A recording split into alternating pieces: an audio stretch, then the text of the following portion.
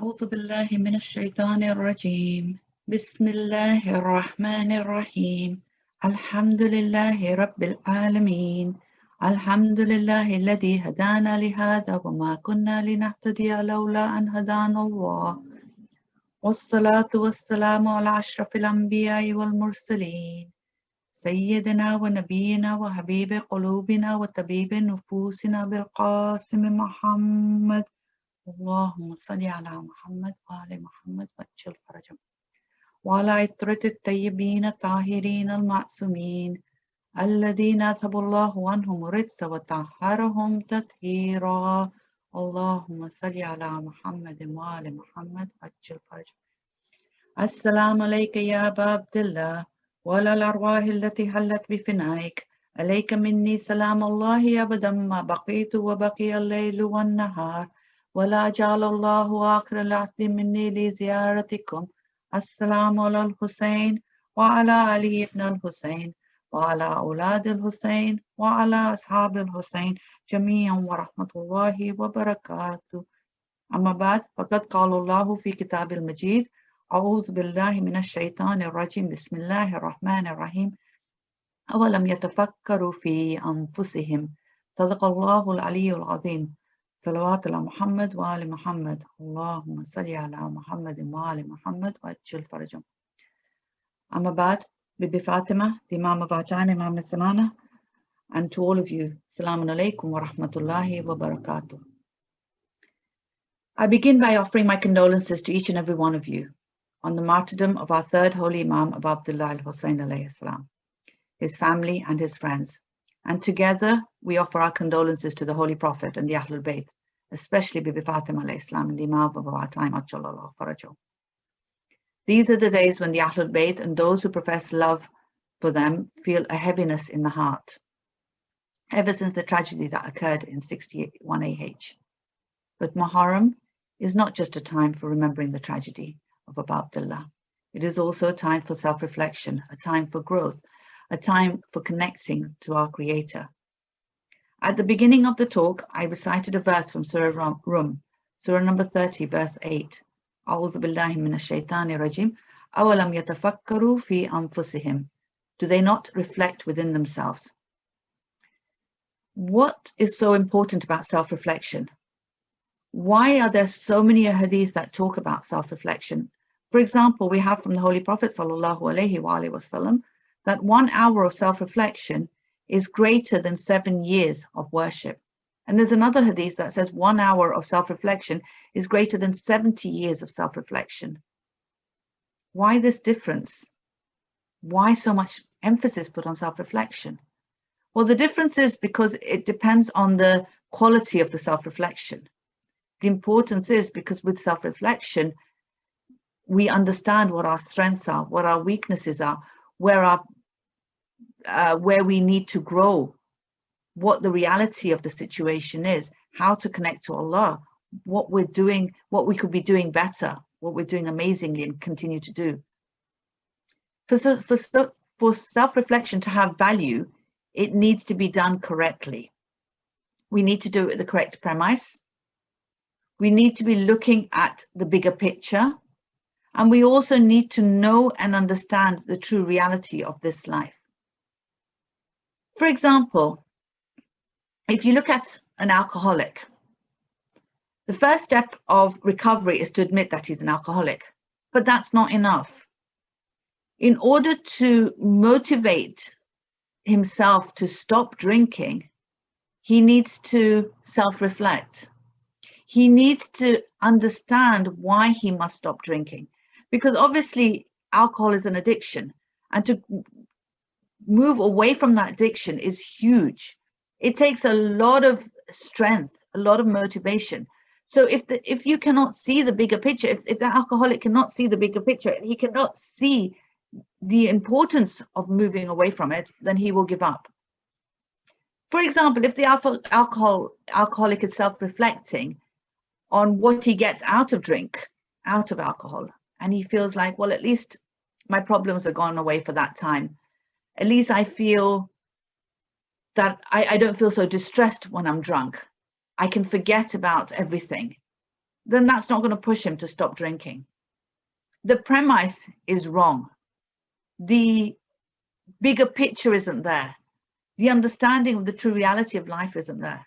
And in the same way, when we self-reflect and when we're looking at how to have an easier life, wanting an easy life, looking at the here and now, looking for instant gratification, maybe looking further, but only as far as death, then the self-reflection will not have value. We will have started off with the wrong premise. We will have started off not seeing the bigger picture, not understanding the reality of life. So what is the correct premise? The correct premise is to understand that this world is a womb for the soul, for the growth of the soul. Just like we were in the wombs of our mother when we were fetuses and our bodies were growing, in the same way, we are in this world for our souls to grow. And just like when we had grown to a certain amount that we no longer needed the womb of our mother, we came out of it. In the same way, when our souls have grown in this world, we will no longer require this world and move on to the next stage of our journey, inshallah. So we need to understand that we are here in order for growth, for our souls to grow to its potential, to perfection, and then inshallah in the hereafter move on to paradise, the 3 Ps, which I will keep referring to. So the bigger picture is that we have been created for paradise. We've been created for heaven. That is our final destination. This world is just a stopover.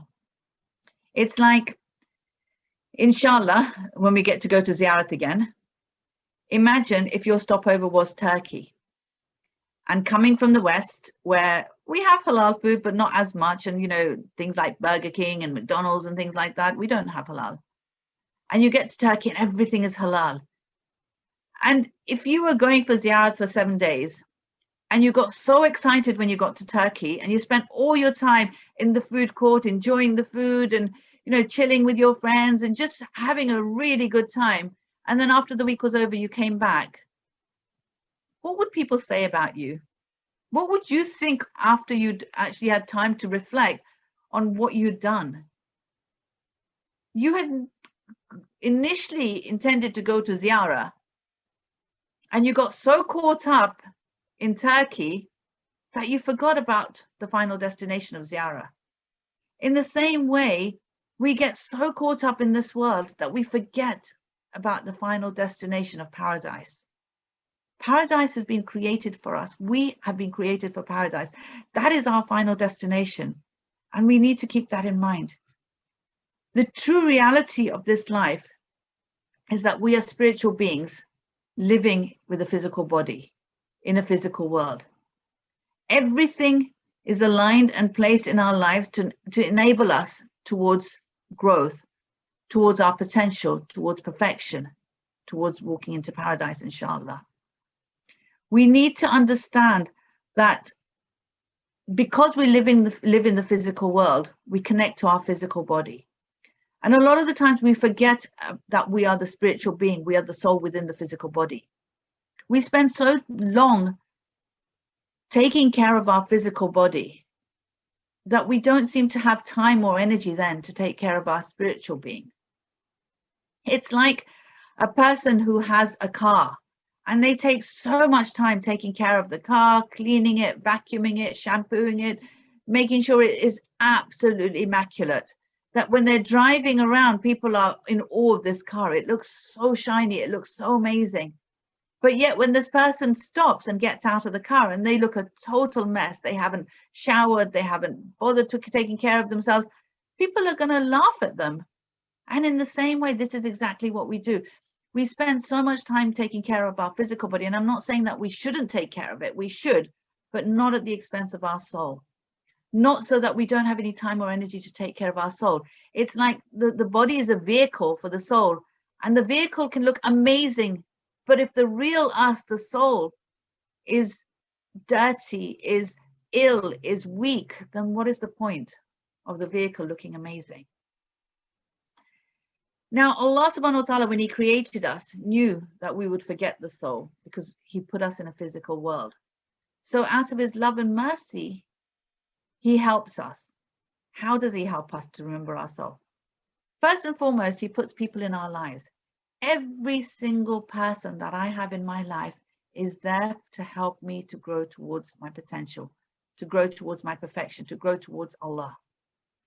That's really important to recognize.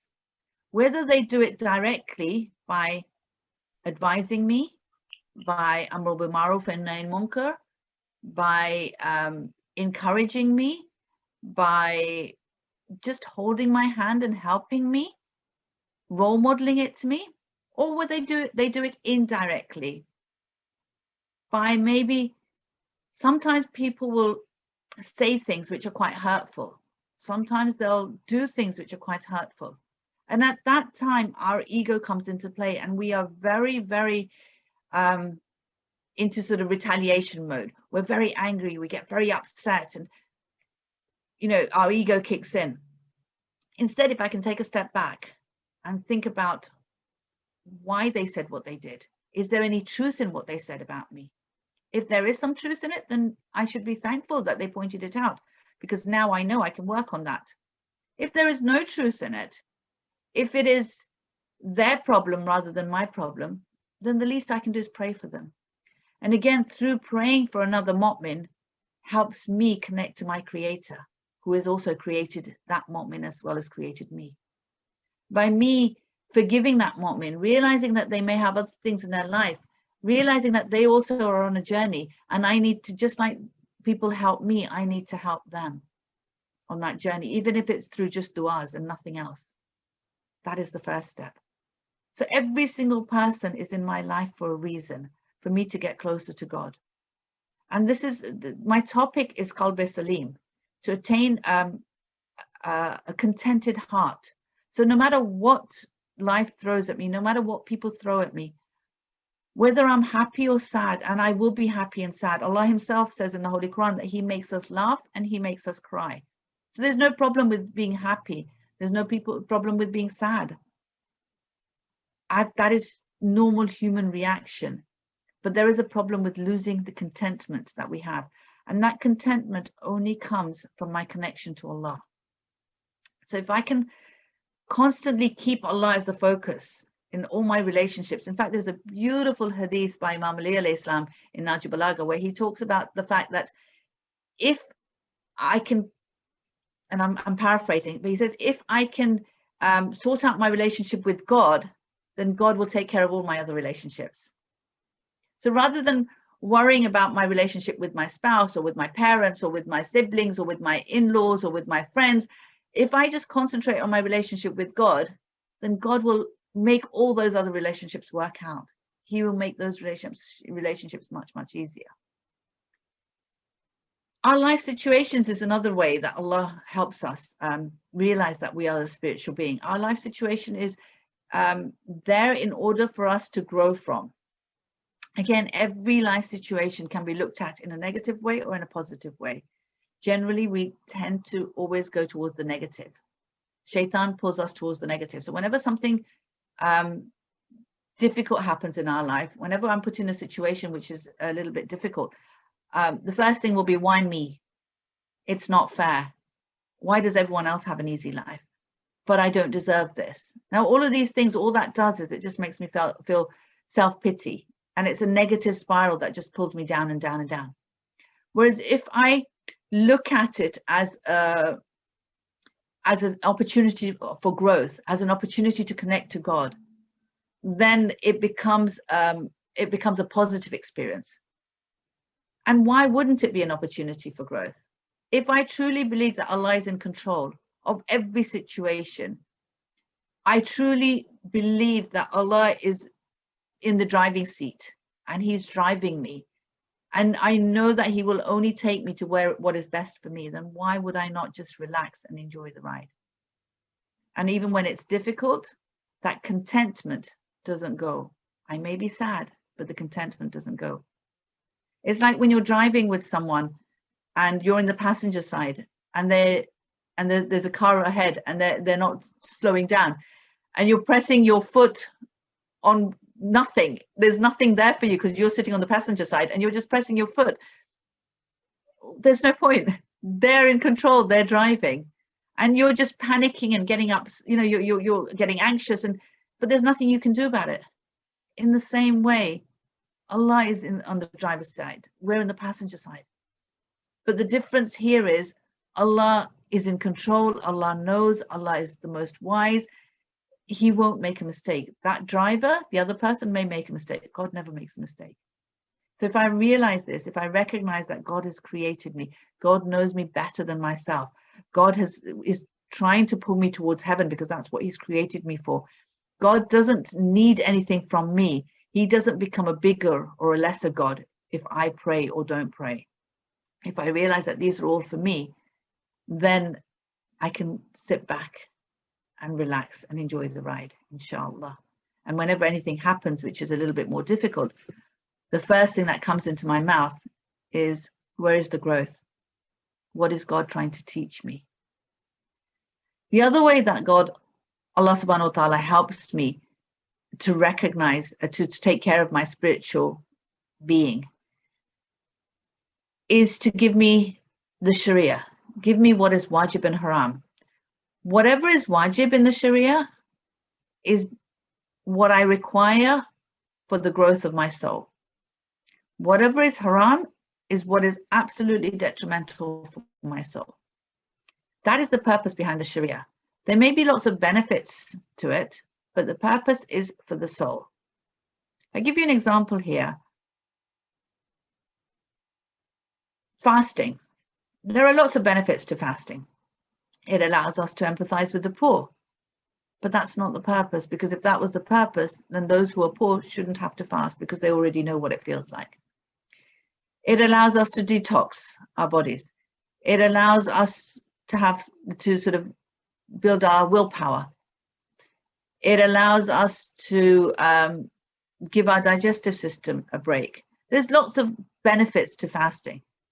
But the purpose behind the fasting is, as Allah puts it in the Holy Quran, لَعَلَّكُمْ تَتَّقُونَ, so that you may get taqwa. Inshallah, hopefully, if we do it correctly, we will get taqwa. It's not a guarantee, it's la'allakum, that you may get taqwa, because it has to be done correctly. It's not just about starving ourselves. It's not just about not eating and not drinking. There's a lot more to the fasting. But this concept of taqwa is not a physical thing. It's not for the physical body, it's the spiritual being connecting to God, showing that the wajibat of the fast is for my spiritual being, for my soul. Again, another example, the hijab, the wearing of the physical clothing on the physical body. How can that be for my spiritual being? That is so that men don't look at me. That is so that I am listened to rather than looked at. That is so that I am identified as a Muslim. That is so that I have confidence in myself and I'm taken for what I say rather than what I look like. And those are all benefits. That's not the purpose behind the hijab. The purpose behind the hijab is for the soul. Now, how does the physical clothing on a physical body affect my spiritual being? I'd like to answer that question with another question. How does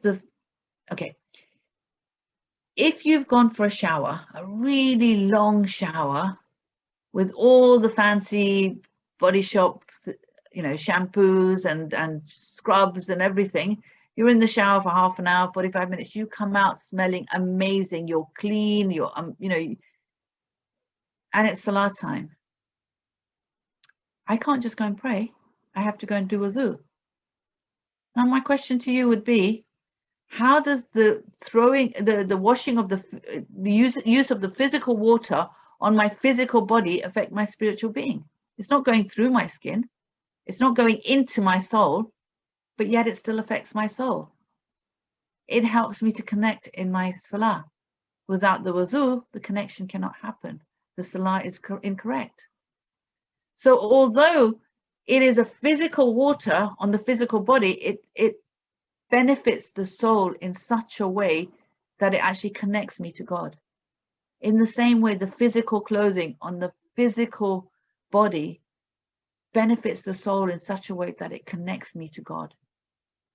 The problem is, because we live in the physical world, we try to answer everything from a physical perspective, and that's normal because our experiences are all physical. But God is working on us in the spiritual realm. God is trying to make us understand that we are a spiritual being within the physical world, and the growth has to be for the spiritual being, not so much for the physical body. When we die, we will leave behind this physical body, and we will be given another body. And the amazing thing about the other body that we will be given, it will be according to my actions in this world. So if my actions are against God, if my actions are not what God asked for, if my actions are such that they actually hindered my soul, then the body I will be given will be very weak, very unsubstantial. Whereas if my actions are the way that God has told me to live my life, then the body I will be given will be a body that will allow me to move so fast with such little restrictions that I will actually find it difficult to control, that the angels will have to come and teach me how to use this new body, because it will not be weighed down by gravity. It will move much, much faster. It'll be like having superhuman powers. It'll be amazing. So Allah subhanahu wa ta'ala helps us, like I said, through life situations, through putting people in our lives that will move us towards him as well, by giving us the Sharia, the wajib and the haram. He also gives us opportunities to reconnect to our soul, to reconnect to him, to realize that we are a spiritual being. Again, there is no randomness in his universe. Look at the way that the Islamic calendar is. We start off with Muharram. Now, generally, whichever culture you look at, the beginning of the year is a happy occasion. There is celebration, there is parties, there is happiness. The problem with this is generally when you're happy, you feel like you don't need anyone. You get so caught up in the world that you forget about the bigger picture. You forget about your neediness. You forget about the true reality of this world.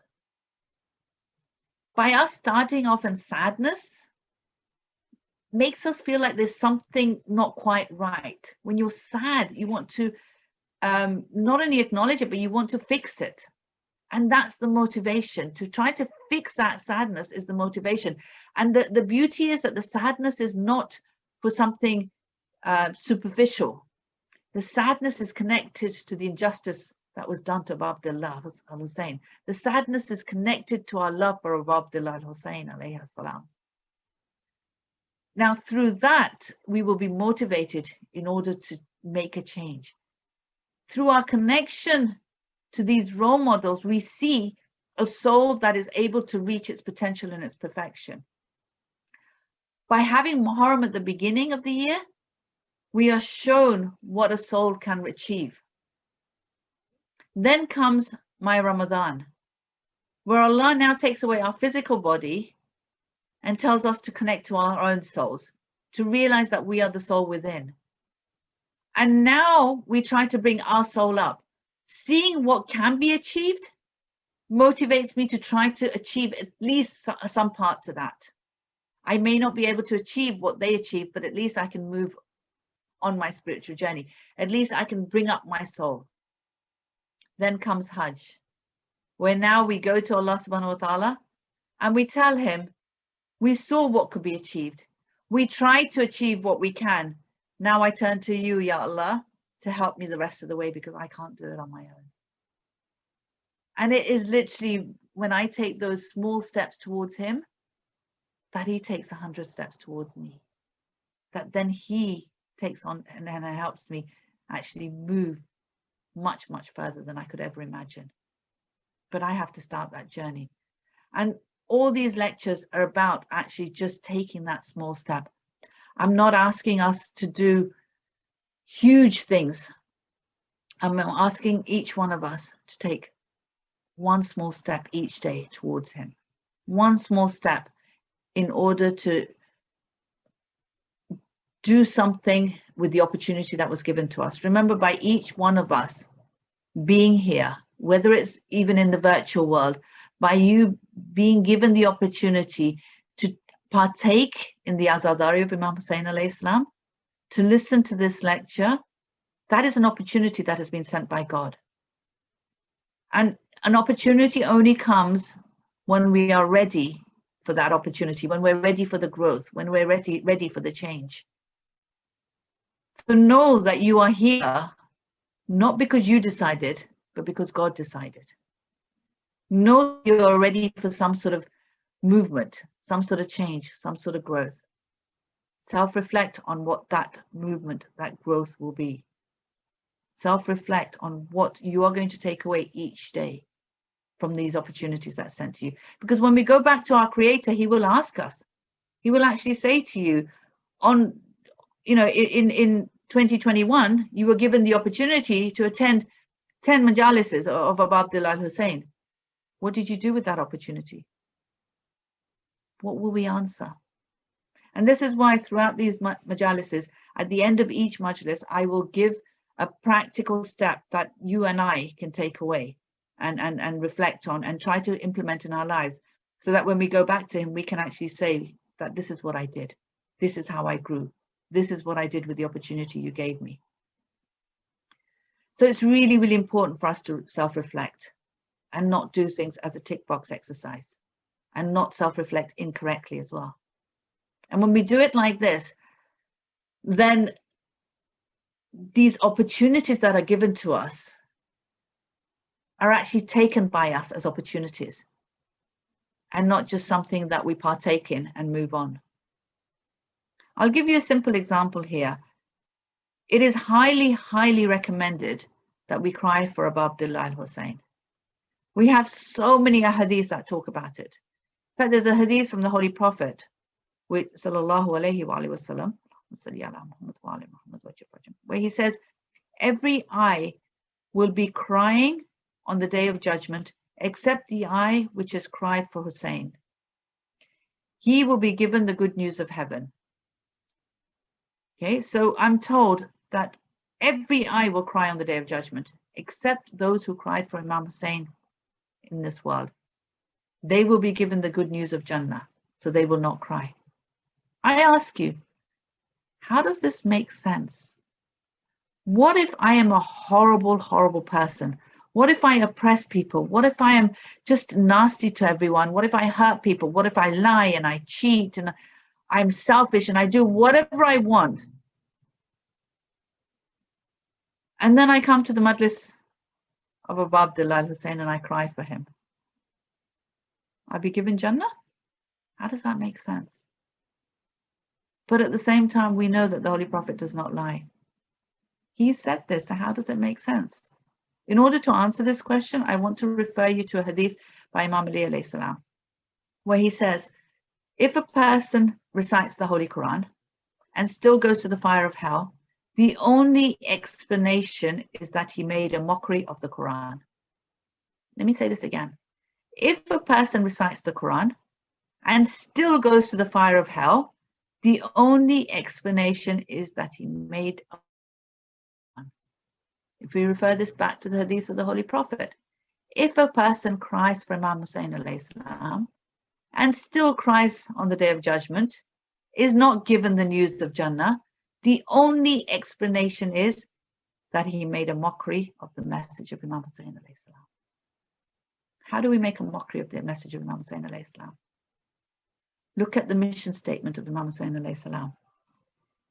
He said that he had come to uphold the religion of his grandfather. He had come to do Amr bil Ma'ruf and Nahi Munkar, to bring back the religion of his grandfather. If I am not following the religion of Rasulullah, then I'm making a mockery of Imam Hussain and his message, of his mission. So I need for us to think about the wajibat that Allah has given us through His Holy Prophet. Remembering that this wajibat is what my soul requires. So I'm not doing it because Allah needs it. I'm not doing it as a favor to Allah. I'm doing it because I need it. Think about a wajibat that I'm not doing. And in the name of Imam Hussain alayhi salam, today make a promise to Bibi Fatima alayhi salam, who is partaking in this majlis, to the Imam of your time, who is also with you, make a promise, ask them for help in order to do this wajibat. And if, alhamdulillah, you are lucky enough you've been given the tawfiq to be able to do all the wajibat, then think of a wajibat that you can improve. So for example, if you are not praying your salah, then obviously that is the first thing that you need to do, is make sure that you pray your salah. If you are already praying the salah, then maybe think about how you can improve it. Maybe think of praying one salah on time. Start off with one. You don't have to do all 5. Start off with one.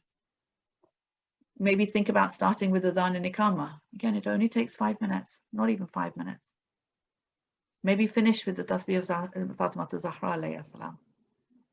Think about how we can improve the wajibat if we are doing all the wajibats. And if there is something that we're not doing which is wajib, then we need to do that. Look at haram now. If there is a haram that I am doing, then today, now, make a promise that you will stop doing that.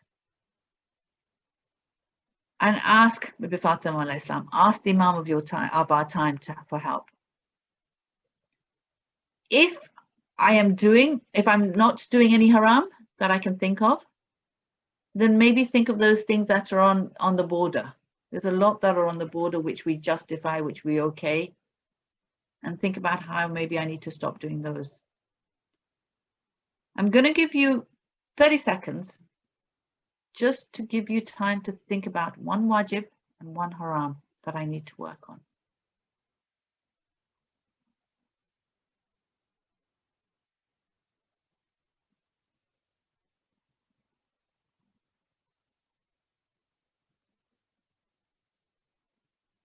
Salawat ala Muhammad wa ali Muhammad. Allahumma salli ala Muhammad wa ali Muhammad wa ajil farajam. Inshallah, you've identified something, and if you haven't, then inshallah you can self-reflect after the lecture and come up with something. It would be good to actually have some sort of notebook or reflective diary or something where you can actually just write down the points that I'm asking us to reflect on, so that you can actually take something away from these lectures, so that on that day when you're asked what did you do with this opportunity in 2021, you will have already thought about it, so you're not worrying then on that day, and inshallah have acted on it as well, inshallah. Okay, so before I continue, before I actually launch into my topic from tomorrow onwards on attaining this Qalb Salim and what it means, what is this Qalb Salim, I want us to actually, I want to address one thing. In fact, before I do this, let's just look at this concept of crying, because we've discussed the hadith about it. Okay, how do we not make a mockery of Imam Hussein alayhi salam's mission statement, not make a mockery of his shahada, not make a mockery of everything that he went through, just by crying? How does that work? Okay, I just want to look at the actual 4 stages of mourning for Imam Hussein alayhi salam, because I feel like a lot of us only do the first stage, and then we sort of stop. Some of us may go to the second stage, but we need to go all the way through to the 4th stage. So the first stage of mourning for Imam Hussein alayhi salam is to emotionally connect to him, and that is through our tears. When we can actually cry for what the sacrifices that he made. And again, when we're crying for his sacrifice, think about him rather than how I would feel if I was in that situation. Actually try to connect to the Imam. Try to connect to the fact that this was the greatest creation of God on the earth at that time, who was then killed by those who claim to be Muslims. That's huge. Those who claim to follow Rasulullah. That's huge. Yeah. So the first stage of the mourning is to actually connect to Imam Hussein alayhi salam emotionally, with our heart, with our emotions, and that's where the crying comes in. The second stage of the mourning is to connect to Imam Hussein alayhi salam intellectually. Here I need to know what his mission statement was. I need to know what his characteristics were, what he stood up for. And if you look at when he was asked to give bay'ah, he did say, I will not give bay'ah. He says, a man like me cannot give bay'ah to a man like Yazid. This makes it universal. This makes it for all those who have the same principles as Imam Hussein alayhi salam can never give bay'ah to someone who has the principles of Yazid. It makes, again, I need to self-reflect on, I cry for Imam Hussein. I say I love him. I connect to him. But are my actions Husseini or are they Yazidi? Are my actions those that Imam Hussein would be happy and pleased with? Or are they actions that would actually sadden him and upset him? You know, I was thinking about this. When we connect to the Imam, when we give our bayat to Imam Hussein alayhi salam, when we give our bayat, when we go for ziyarat, when we tell the Imam how much we love him, when we connect to our Imam, you know, we recite Dua Ahad in the morning and we give our allegiance to our Imam, then we hurt him. That is so, so cruel. Think about it from our perspective. If someone outside came and said something nasty to me, if they hit me, if they hurt me in any way, yes, it would hurt. But it wouldn't hurt as much if someone who loved me, for example, my husband, my parents, my siblings, my children, my best friend, those who claim to love me, if they did exactly the same thing, if they said something nasty, if they hit me, that would kill me inside. That would pain me so much inside. And this is what we could do to Imam. We tell him we love him. We pay allegiance to him. We connect to him. And then through our actions, we hurt him. Imagine the hurt that it would, you know, he would feel compared to if we didn't connect to him, if we didn't pay allegiance to him, if we were just outsiders. And this is why Karbala was such an atrocious action, because it was people who claimed to believe in Rasulullah. It was people who prayed, who fasted. Some of these people even had memorized the Holy Quran.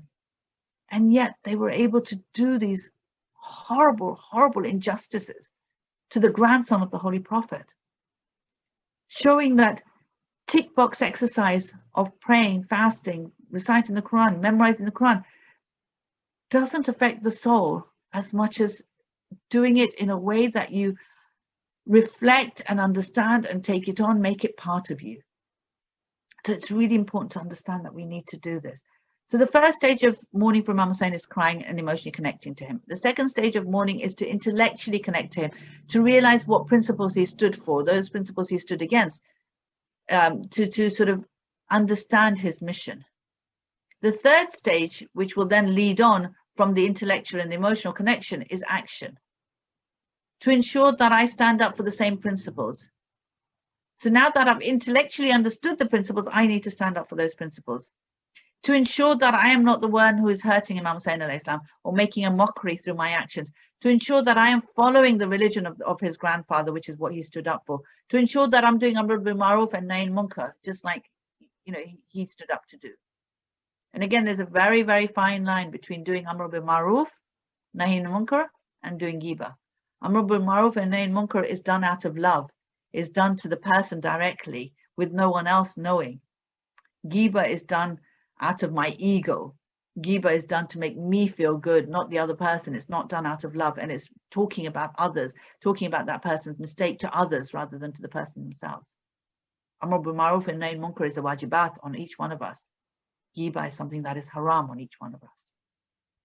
So I need to make sure that the third stage of the mourning of Imam Hussein is an action against oppressors, action that I am not an oppressor, action that I am fulfilling the rights of the religion, action that I am actually growing and connecting to Allah through Imam Hussein alayhi salam. Then the fourth stage of the mourning for Imam Hussein alayhi salam is to prepare for my Imam, because he is my Hussein. He is the one that I am waiting for, and I need to prepare for him, and he's waiting for me, inshallah. And it is only when we go through these four stages that we have actually done justice to the mourning of Imam Hussein alayhi salam, and we pray that Allah gives us the tawfiq to be able to do that. Now, before I finish, I just want to quickly look at questions that are asked whenever Muharram comes about, and these questions may be asked by non-Muslims, they're asked by our children to us, and sometimes they're actually asked by ourselves and we don't know how to answer them. So I'm going to start off, I'm going to do a question a day for the next few days, inshallah. So the first question I want to ask you, which I know is asked a lot of times, is why do we give condolences to Bibi Fatima alayhi salam and the Imam of our time? Why do we give condolences? If you noticed, I started with giving condolences to each one of you, and then together I asked us to give condolences to the Holy Prophet, to the Ahlul Bayt, especially Bibi Fatima alayhi salam and the Imam of our time. Why? Why do we give this pursa to Bibi Fatima alayhi salam? What does it mean? Is she not in heaven? Of course she is. She's in the heaven of Barzakh. Is Imam Hussain alayhi salam not in heaven? Of course he is. He's in the heaven of Barzakh as well. Now, let's think about when we lose someone next to us and people come to give us condolences. How does that work? Okay, in order to understand this. So whenever we lose someone close to us, someone beloved, we cry. We're upset. Why? Because one is for selfish reasons. Because I'm going to miss this person. They're no longer in my life. How am I going to cope? What I'm going to miss out by not having them in my life. I'm all alone now. Who's going to take care of me? And so forth and so forth. That's one of the reasons we cry. Another reason is that person missed out on life. Maybe they didn't get a chance to get married. Maybe they didn't get a chance to have children. Maybe they didn't get a chance to study, to travel, whatever it is. I feel like I'm upset because that person didn't get to experience life and didn't get to enjoy life and didn't get to make the most of life. And the third reason may be because I'm worried about the person. We all worry about ourselves. You know, the hereafter is very much an unknown. No one's gone there and then come back and told us about it. Although we do know a lot about it from our hadith and so forth, but we've not experienced it. So we're worried, and we're worried about where this person is. You know, are they in a good place? Inshallah, Allah, you know, will forgive them their sins and they will be, you know, moved up on their status, inshallah.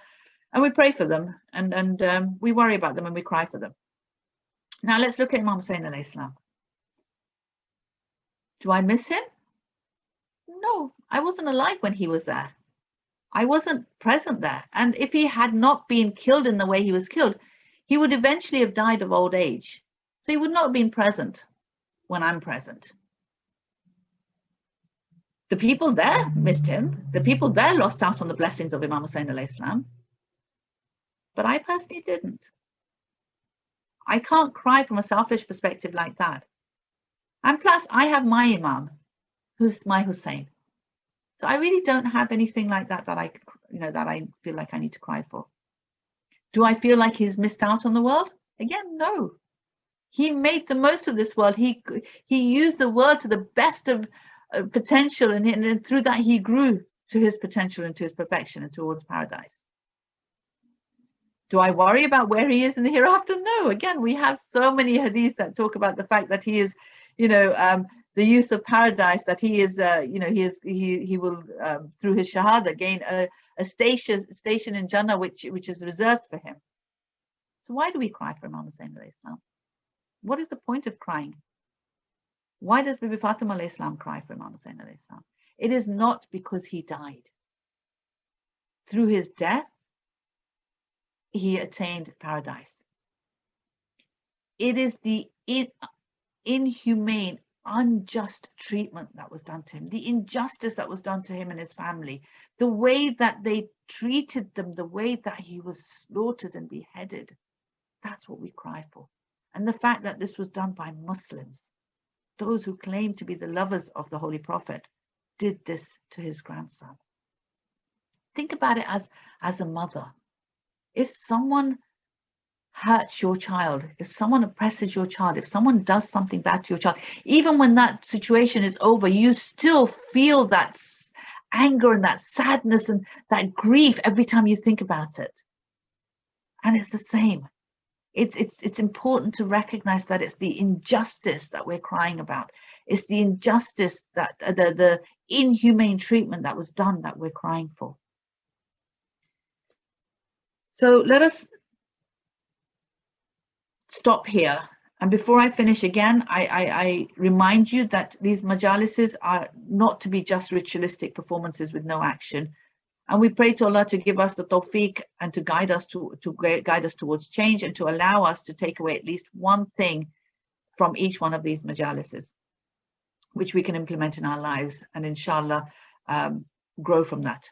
And we pray that from today's majlis, we are able to fully submit to the wajib and the haram, knowing that it is what my soul needs to get stronger and have the veils removed and connect to Allah and see the reality of my life situation. And so even through the sadness of my life situation, I still feel that contentment in my heart as I move towards my potential, my perfection, and ultimately paradise. Salawat Allah.